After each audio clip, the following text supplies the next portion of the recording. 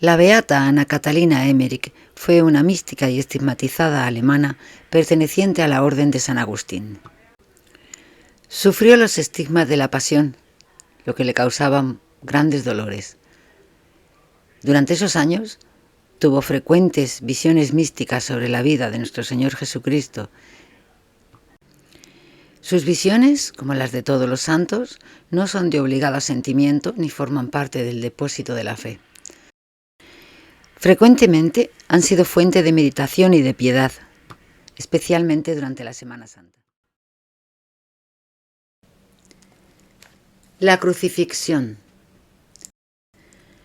Los verdugos, habiendo crucificado a nuestro Señor, ataron cuerdas a la parte superior de la cruz, pasándolas alrededor de un madero transversal fijado del lado opuesto, y con ellas alzaron la cruz mientras otros la sostenían y otros empujaban el pie hasta el hoyo en donde se hundió, con todo su peso y con un estremecimiento espantoso. Jesús dio un grito doloroso, sus heridas se abrieron, su sangre corrió abundantemente y sus huesos dislocados chocaban unos con otros. Los verdugos, para asegurar la cruz, la alzaron todavía y clavaron 5 cuñas alrededor. Fue un espectáculo horrible y doloroso ver, en medio de los gritos insultantes de los verdugos, de los fariseos, del pueblo que miraba desde lejos, vacilar un instante la cruz sobre su base y hundirse temblando en la tierra. Mas también se elevaron hacia ella voces piadosas y compasivas, las voces más santas del mundo, la voz de María, su madre, de Juan, su amigo, de las santas mujeres, sus fieles, y todos los que tenían el corazón puro saludaron con un acento doloroso al Verbo humanado elevado sobre la cruz.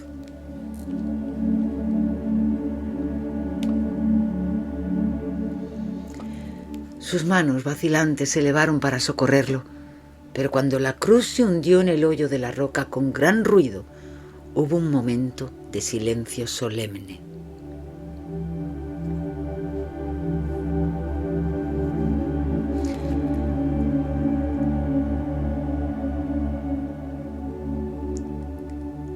Todo el mundo parecía penetrado de una sensación nueva y desconocida hasta entonces. El infierno mismo se estremeció de terror al sentir el golpe de la cruz que se hundió y redobló sus esfuerzos contra ella. Las almas encerradas en el limbo lo oyeron con una alegría llena de esperanza para ellas. Era el ruido del triunfador que se acercaba a las puertas de la redención.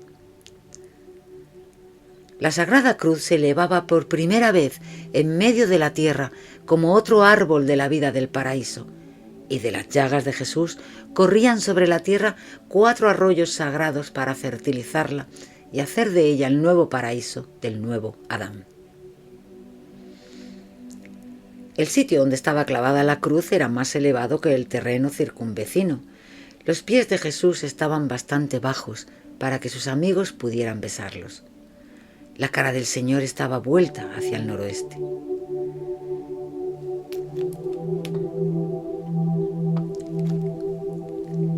El golpe terrible de la cruz que se hundía en la tierra agitó violentamente la cabeza de Jesús coronada de espinas e hizo saltar una gran abundancia de sangre, así como de sus pies y manos.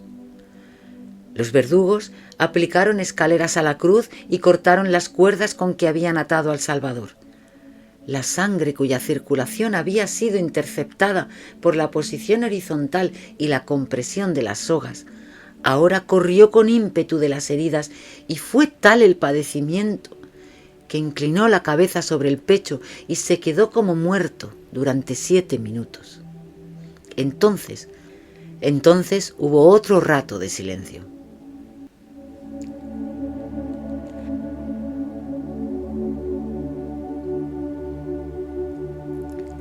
Los verdugos estaban ocupados en distribuirse los vestidos de Jesús, el sonido de las trompetas del templo se perdía en el aire y todos los circunstantes estaban desalentados de rabia o de dolor.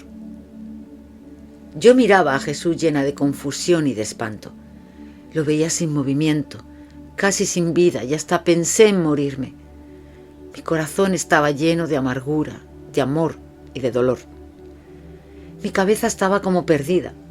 Mis pies y mis manos y mis venas y mis nervios, todos los miembros penetrados de dolores indecibles.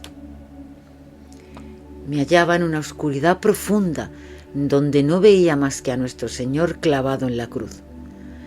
Su rostro con la terrible corona y la sangre que llenaba sus ojos, su boca entreabierta, los cabellos y su barba caídos sobre el pecho, su cuerpo estaba todo desgarrado.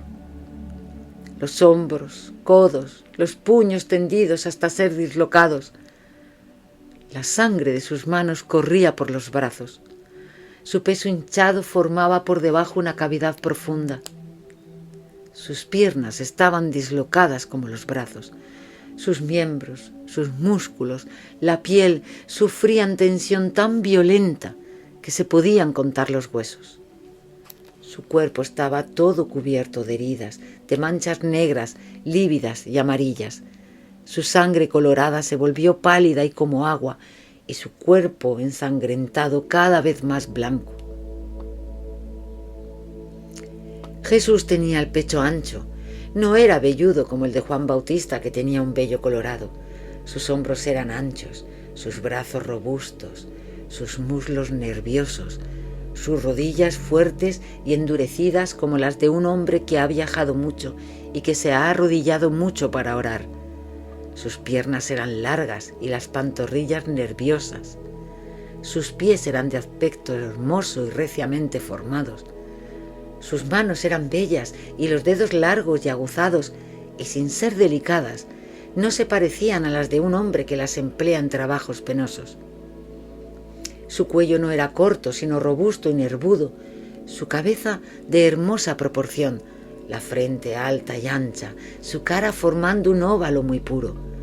Sus cabellos de un color de cobre oscuro no eran muy espesos, estaban naturalmente separados en lo alto de la frente y caían sobre sus hombros. Su barba no era larga y acabada en punta. Ahora, sus cabellos estaban arrancados y llenos de sangre. El cuerpo era toda una llaga y todos sus miembros estaban quebrantados.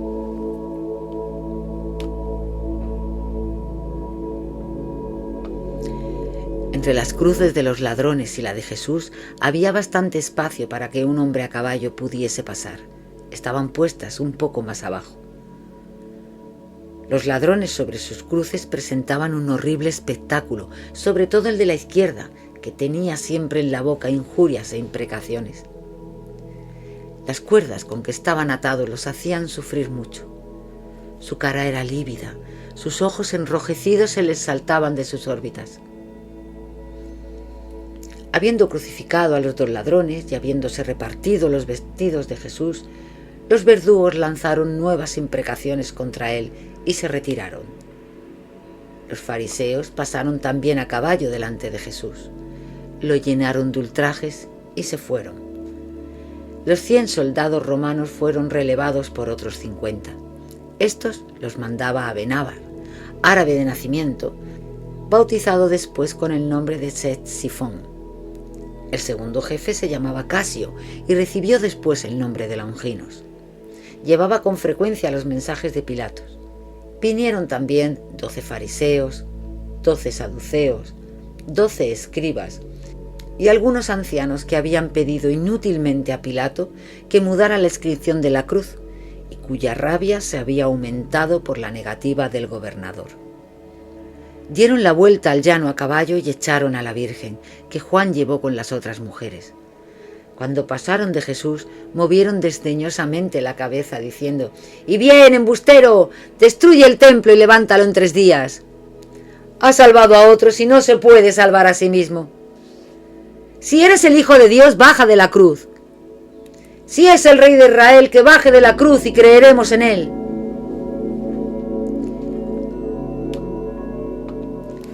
Cuando Jesús se desmayó, Gestas, el ladrón de la izquierda, dijo: «Su demonio lo ha abandonado». Entonces un soldado puso en la punta de un palo una esponja con vinagre y la arrimó a los labios de Jesús, que pareció probar. El soldado le dijo: «Si eres el rey de los judíos, sálvate tú mismo». Todo eso pasó mientras que la primera tropa dejaba el puesto a la de Amenábar. Jesús levantó un poco la cabeza y dijo: «Padre mío, perdónalos, porque no saben lo que hacen». Gestas gritó fuertemente: «Si tú eres el Cristo, sálvate y sálvanos». Dimas, el buen ladrón, estaba conmovido de ver que Jesús pedía por sus enemigos. Cuando María oyó la voz de su hijo, nada pudo contenerla. Se precipitó hacia la cruz con Juan, Salomé y María Cleofás.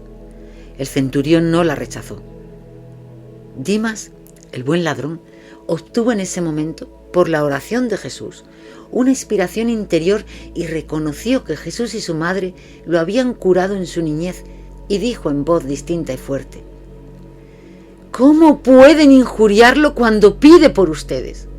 Se ha callado, ha sufrido pacientemente todas sus afrentas. Es un profeta, es nuestro rey, es el Hijo de Dios». Al oír esta reprensión de la boca de un miserable sobre la cruz, se alzó un gran tumulto en medio de los circunstantes. Tomaron piedras para tirárselas, pero el centurión no lo permitió.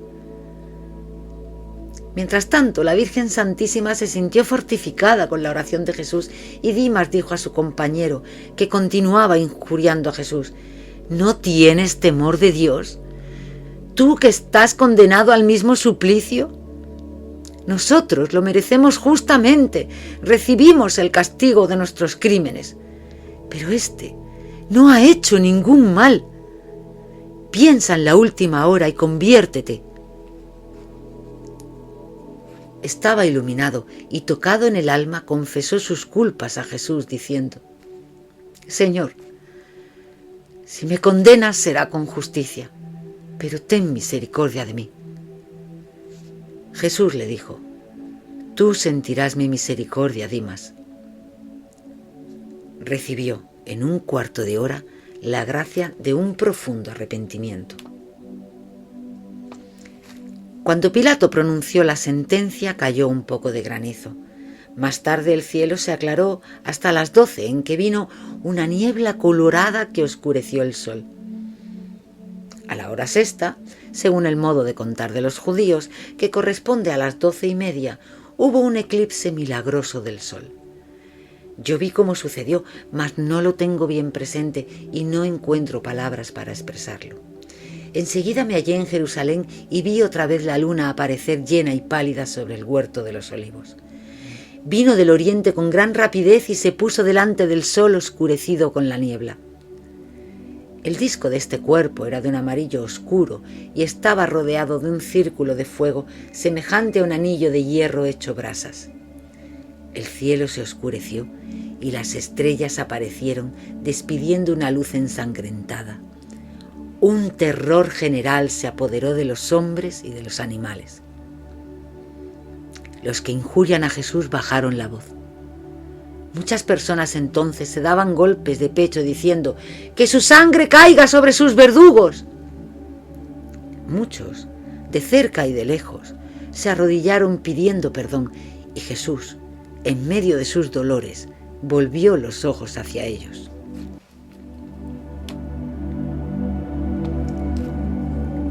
Como las tinieblas aumentaban y la cruz estaba abandonada de todos excepto de María y de los más caros amigos del Salvador, Dimas levantó la cabeza hacia Jesús y con humilde esperanza le dijo: «Señor, acuérdate de mí cuando estés en tu reino». Jesús le respondió: «En verdad te lo digo, hoy estarás conmigo en el paraíso». La madre de Jesús, también María de Cleofás y Juan, estaban cerca de la cruz del Salvador. Mirándolo, la Virgen Santísima pedía interiormente que Jesús la dejara morir con él. El Salvador la miraba con ternura inefable y volviendo los ojos hacia Juan le dijo a María: «Mujer, este es tu hijo». Después le dijo a Juan: «Esta es tu madre». Juan besó respetuosamente el pie de la cruz del Redentor moribundo y a la madre de Jesús, que era ya la suya. La Virgen Santísima se sintió tan acabada de dolor al oír estas últimas disposiciones de su hijo, que cayó sin conocimiento en los brazos de las santas mujeres que la llevaron a una cierta distancia. Era poco más o menos la 1:30. Fui transportada a la ciudad para ver lo que pasaba. La hallé llena de agitación y de inquietud. Las calles estaban oscurecidas por una niebla espesa. Los hombres andaban a tientas. Muchos estaban tendidos por el suelo con la cabeza descubierta, dándose golpes de pecho. Otros se subían a los tejados, miraban al cielo y se lamentaban. Los animales aullaban y se escondían. Las aves volaban bajo y se caían. Yo vi que Pilato fue a visitar a Herodes.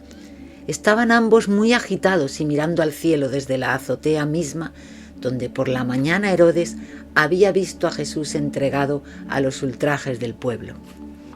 «Esto no es natural», se decían entre sí. «Seguramente se han excedido contra Jesús». Después los vi ir al palacio atravesando la plaza. Andaban deprisa e iban rodeados de soldados. Pilato no volvió los ojos del lado del Gábata, donde habían condenado a Jesús. La plaza estaba sola. Algunas personas comiendo en sus casas, otras lo hacían llorando. Se veía formarse grupos. Pilato mandó venir a su palacio a los judíos más ancianos y les preguntó qué significaban aquellas tinieblas. Les dijo que él las miraba como un signo espantoso, que su Dios estaba irritado contra ellos porque habían perseguido la muerte al Galileo, que era ciertamente su profeta y su rey, que él se había lavado las manos, que era inocente de esa muerte. Mas ellos persistieron en su endurecimiento, atribuyendo todo lo que pasaba a causas que no tenían nada de sobrenatural, y no se convirtieron. Sin embargo, mucha gente se convirtió, y también los soldados que en el prendimiento de Jesús en el huerto de los Olivos habían caído al suelo y se habían levantado. La multitud se reunía delante de la casa de Pilato y en el mismo sitio en que por la mañana habían gritado «¡Que muera! ¡Que sea crucificado!». Ahora gritaban «¡Muera el juez inicuo! ¡Que su sangre caiga sobre sus verdugos!». Pilato tuvo que guardarse entre soldados. Ese miserable, sin alma, echaba la culpa a los judíos diciendo que no tenía ninguna parte en ello, que Jesús era profeta de ellos y no suyo, que ellos habían querido su muerte. El terror y la angustia llegaban a su colmo en el templo. Se ocupaban en la inmolación del Cordero Pascual cuando de pronto anocheció. La agitación y el terror los hacían dar gritos dolorosos. Los príncipes de los sacerdotes se esforzaron en mantener el orden y la tranquilidad. Encendieron todas las lámparas, pero el desorden aumentaba cada vez más. Vi a Anás aterrorizado correr de un rincón a otro para esconderse. Cuando me encaminé para salir de la ciudad, las rejas de las ventanas temblaban, pero sin embargo no había tormenta. La lobreguez aumentaba sobre el Gólgota. Las tinieblas producían una terrible impresión. Al principio los gritos, las imprecaciones, la actividad de los hombres ocupados en levantar las cruces, los lamentos de los 2 ladrones, los insultos de los fariseos a caballo, las idas y venidas de los soldados, la marcha tumultuosa de los verdugos, habían disminuido su efecto.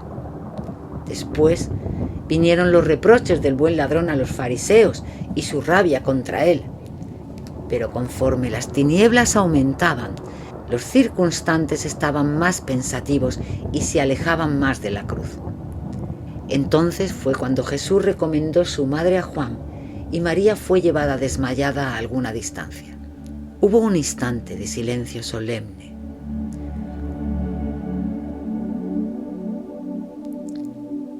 El pueblo se asustaba de la oscuridad. La mayor parte de él miraba a los cielos. La conciencia se despertaba en algunos, que volvían los ojos hacia la cruz llenos de arrepentimiento y se daban golpes de pecho. Los que tenían estos mismos sentimientos se juntaban. Los fariseos, llenos de un terror secreto, querían explicarlo todo con razones naturales, pero hablaban cada vez más bajo y acabaron por callarse. El disco del sol era de un amarillo oscuro como las montañas miradas a la claridad de la luna. Estaba rodeado de un círculo encarnado. Las estrellas se veían y daban una luz ensangrentada. Las aves caían sobre el Calvario y en las viñas circunvecinas los animales aullaban y temblaban. Los caballos y los asnos pertenecientes a los fariseos se apretaban unos contra otros y metían la cabeza entre las patas. La niebla lo cubría todo.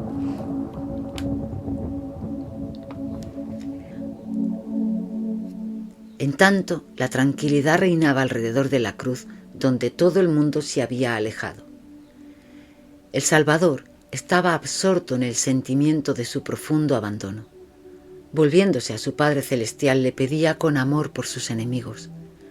Oraba como en toda su pasión, repitiendo pasajes de los salmos que se cumplían en él.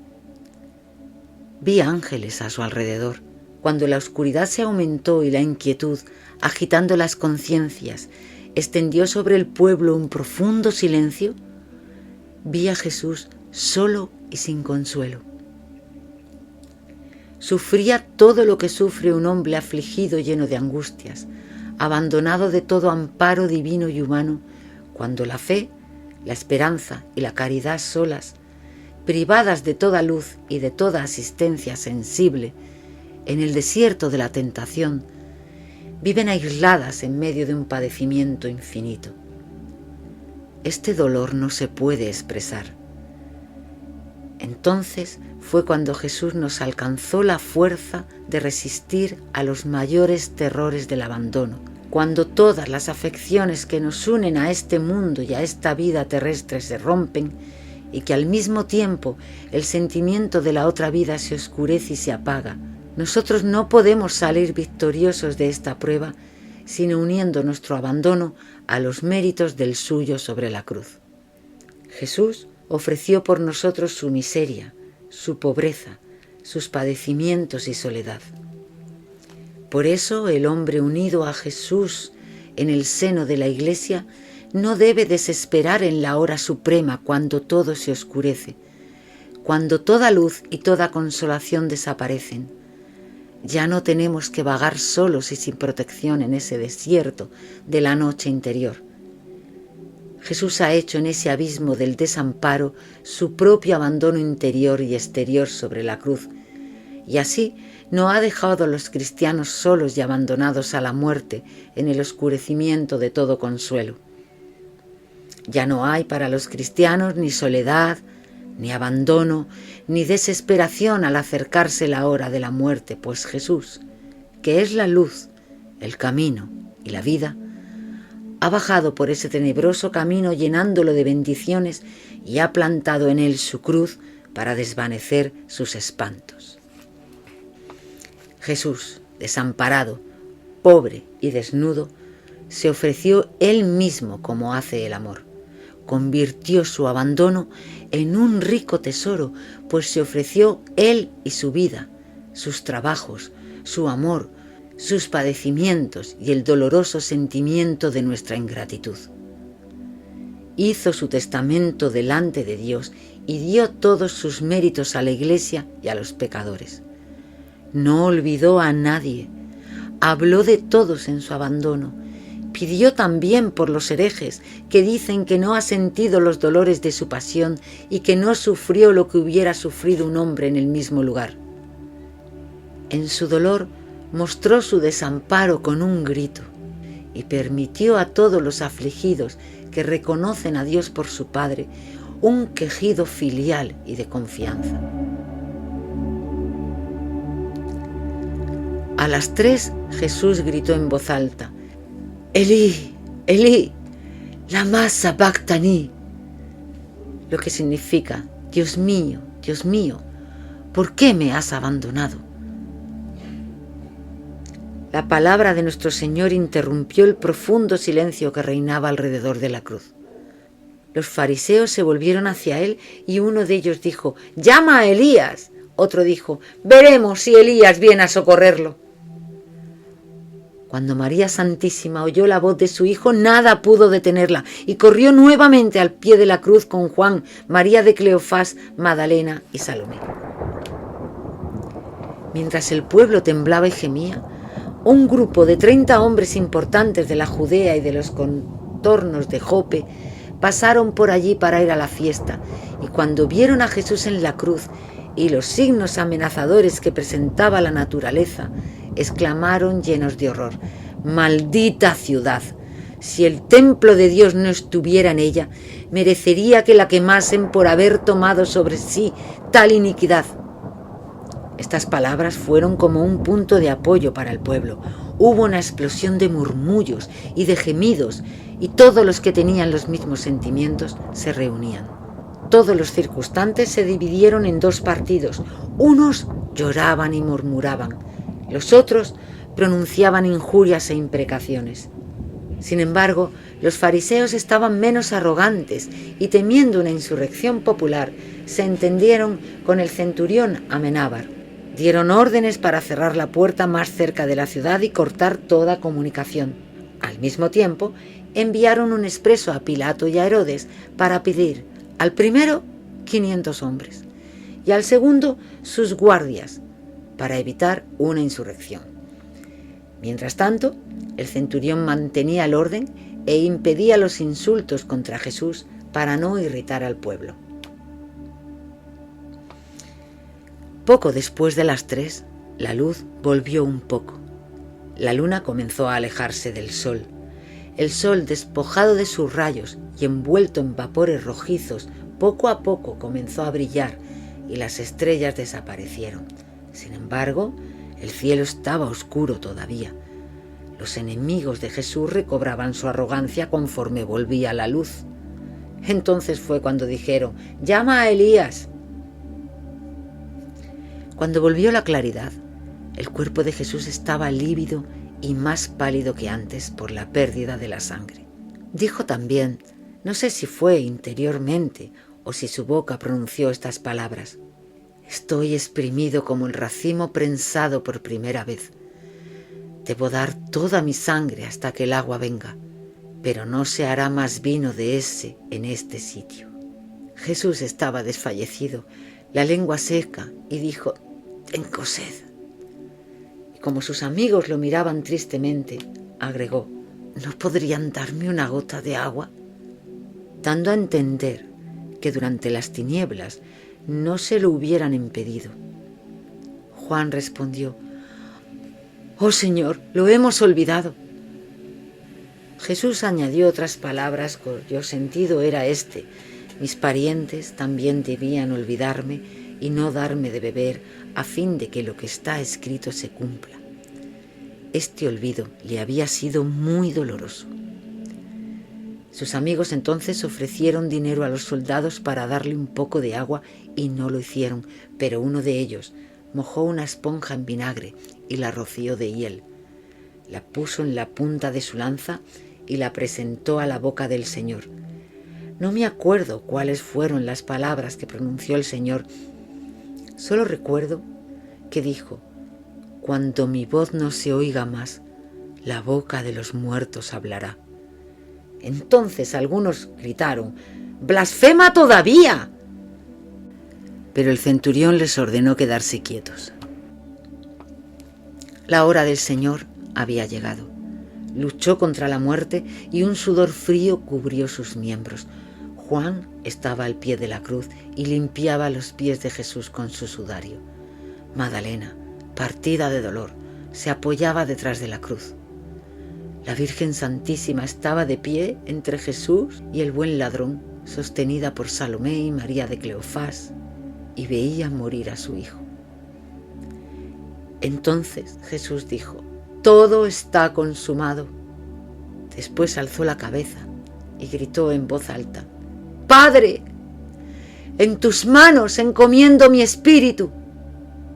Fue un grito dulce y fuerte que penetró el cielo y la tierra. Enseguida inclinó la cabeza y rindió el espíritu. Yo vi su alma en forma luminosa entrar en la tierra al pie de la cruz. Juan y las santas mujeres cayeron de cara sobre la tierra. El centurión tenía los ojos fijos sobre la faz ensangrentada de Jesús y su emoción era profunda. Cuando el Señor murió, la tierra tembló, el peñasco se abrió entre la cruz de Jesús y la del mal ladrón. El último grito de Jesús hizo temblar a todos los que lo oyeron como la tierra que reconoció a su Salvador. Sin embargo, el corazón de los que lo amaban fue solo atravesado por el dolor como con una espada. Entonces fue cuando la gracia iluminó al centurión. Su corazón orgulloso y duro se partió como el peñasco del Calvario. Tiró su lanza, se dio de golpes en el pecho y gritó con el acento de un hombre convertido: «¡Bendito sea el Dios Todopoderoso, el Dios de Abraham, de Isaac y de Jacob!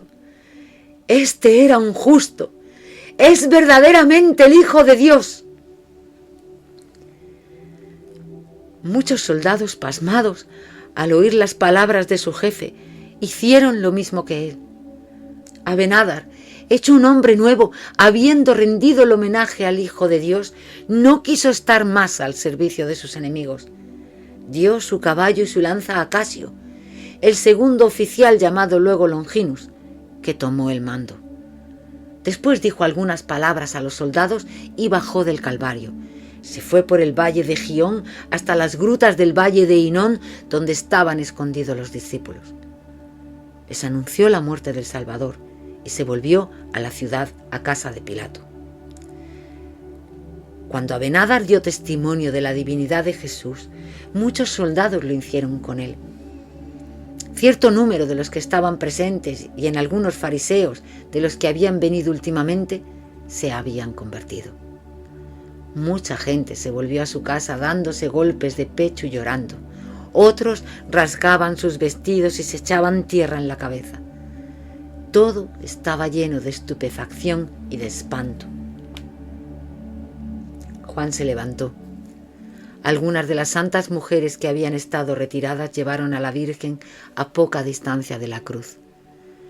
Cuando el Salvador encomendó su alma humana a Dios su Padre y abandonó su cuerpo a la muerte, el cuerpo sagrado se estremeció y se puso de un blanco lívido, y sus heridas, en que la sangre se había agolpado en abundancia, se mostraban distintamente como manchas oscuras. Su cara se estiró, sus carrillos se hundieron, su nariz se alargó, sus ojos llenos de sangre se quedaron medio abiertos. Levantó un instante la cabeza coronada de espinas y la dejó caer bajo el peso de sus dolores. Sus labios lívidos se quedaron entreabiertos y dejaron ver la lengua ensangrentada. Sus manos, contraídas primero alrededor de los clavos, se extendieron con los brazos. Su espalda se enderezó a lo largo de la cruz y todo el peso de su cuerpo cayó sobre sus pies. Las rodillas se encogieron y se doblaron del mismo lado y sus pies dieron vuelta alrededor del clavo. ¿Quién puede expresar el dolor de la Madre de Jesús, de la Reina de los Mártires? La luz del sol estaba aún alterada y oscurecida. El aire sofocaba durante el temblor de tierra, pero enseguida refrescó sensiblemente. Era un poco más de las 3 cuando Jesús dio el último suspiro. Cuando pasó el terremoto, algunos fariseos recobraron su audacia. Se acercaron a la abertura del peñasco del Calvario, tiraron piedras y quisieron medir su profundidad con cuerdas, no pudiendo hallar el fondo. Se volvieron pensativos, advirtieron con inquietud los gemidos del pueblo y se fueron del Calvario. Muchos se sintieron interiormente cambiados. La mayor parte de los circunstantes se volvieron a Jerusalén llenos de terror. Los soldados romanos vinieron a guardar la puerta de la ciudad y a ocupar algunas posiciones para evitar todo movimiento tumultuoso. Casio y 50 soldados se quedaron en el Calvario. Los amigos de Jesús rodeaban la cruz, se sentaban enfrente de ella y lloraban. muchas de las santas mujeres volvieron a la ciudad. Silencio y duelo reinaban alrededor del cuerpo de Jesús. Se veía a lo lejos en el valle y sobre las alturas opuestas aparecer acá y allá algunos discípulos que miraban hacia la cruz con una intensa curiosidad y desaparecían si veían que alguien se acercaba a ellos.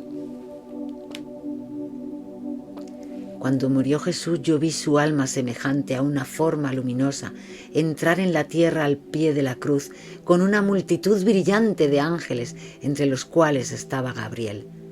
Esos ángeles echaban de la tierra al abismo una multitud de malos espíritus.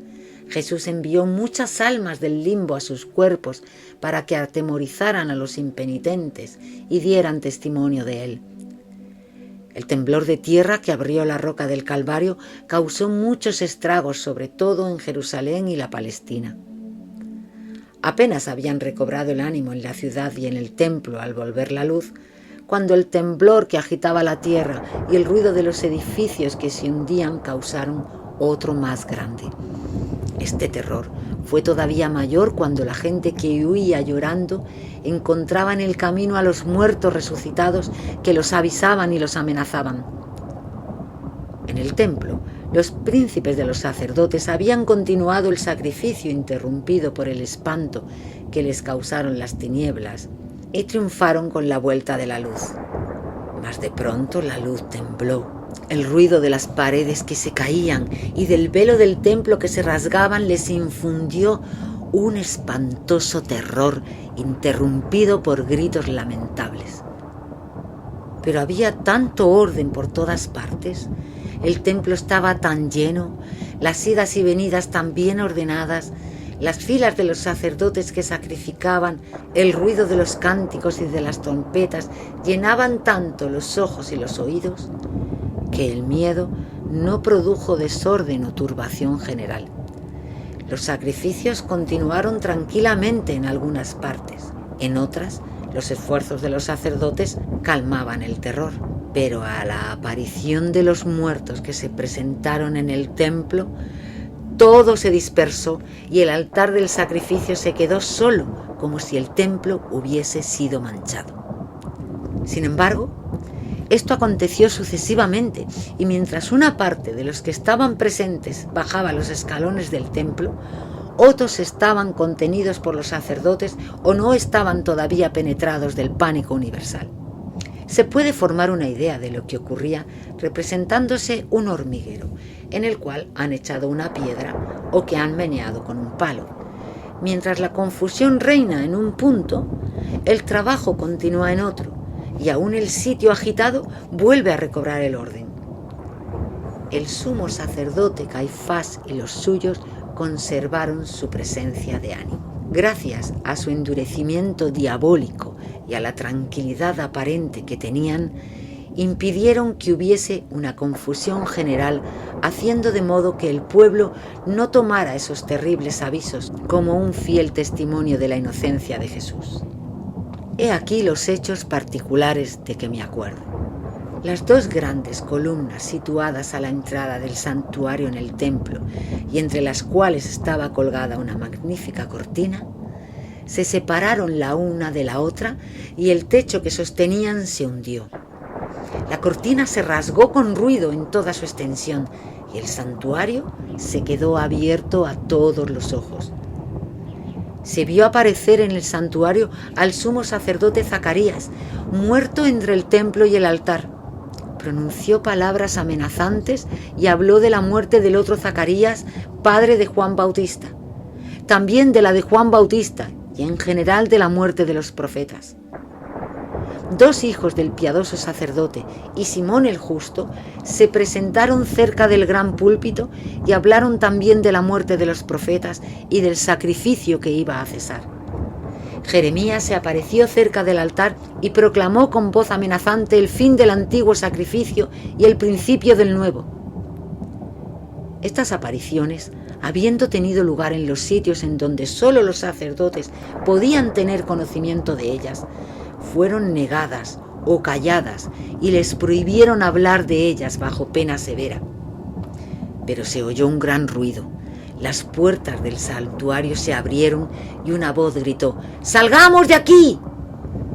Entonces vi alejarse a los ángeles. Nicodemo, José de Arimatea y otros muchos abandonaron el templo.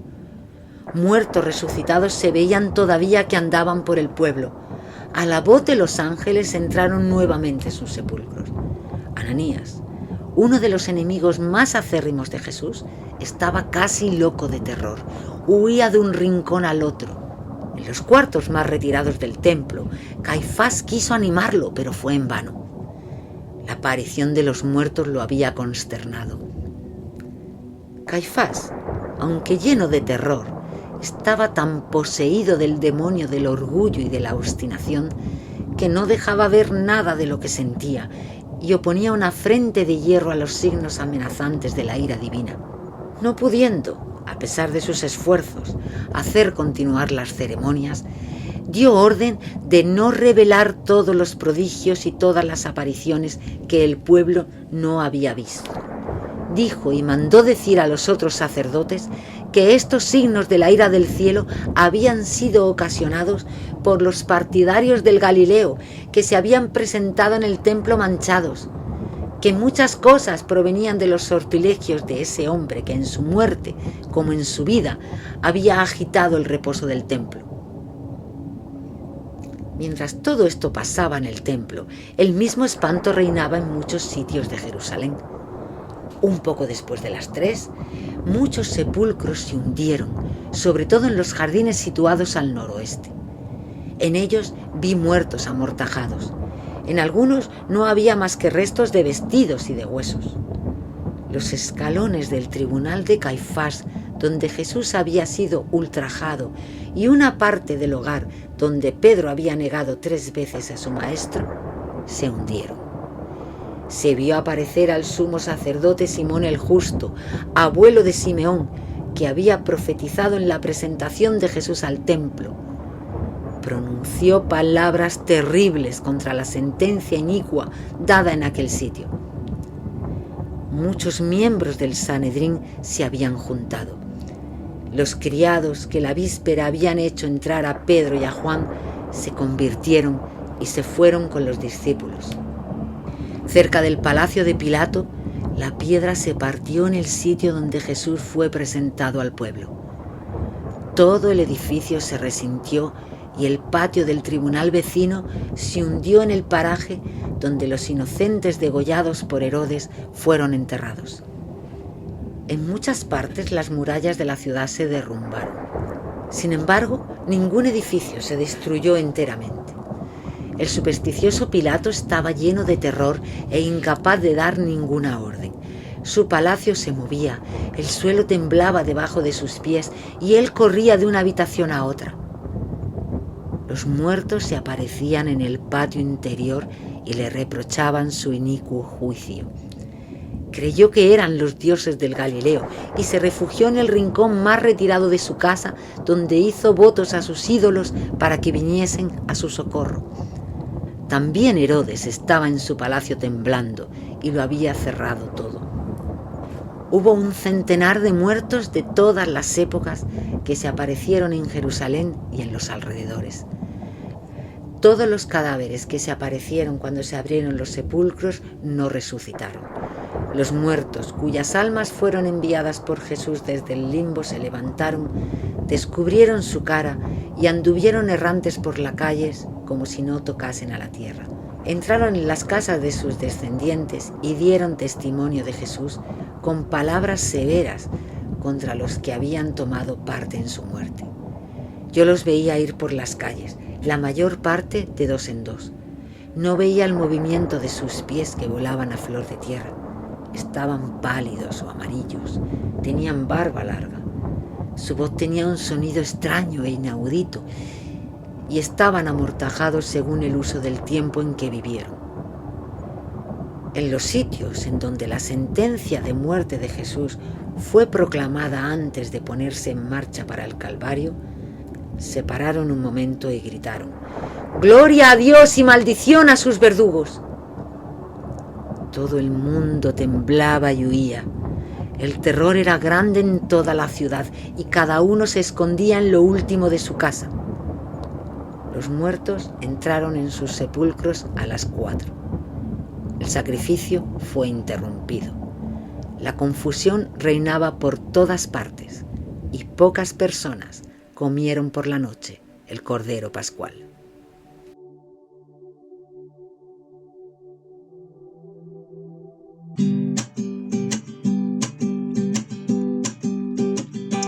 Me cansé de estar dando tantas vueltas, de preguntas sin respuestas, de no creerle a él. Me cansé de escuchar más opiniones, de vivir en confusiones. Hoy católico seré. Ahora lo tengo todo, gloria a Dios, lo tengo todo. En su iglesia encontré lo que tanto busqué. Ahora lo tengo todo, gloria a Dios, lo tengo todo. En su iglesia encontré la plenitud de la fe. Ahora lo tengo todo, gloria a Dios, lo tengo todo. En su iglesia encontré lo que tanto busqué. Ahora lo tengo todo, gloria a Dios, lo tengo todo. En su iglesia encontré la plenitud de la fe, la plenitud de la fe, la plenitud de la fe.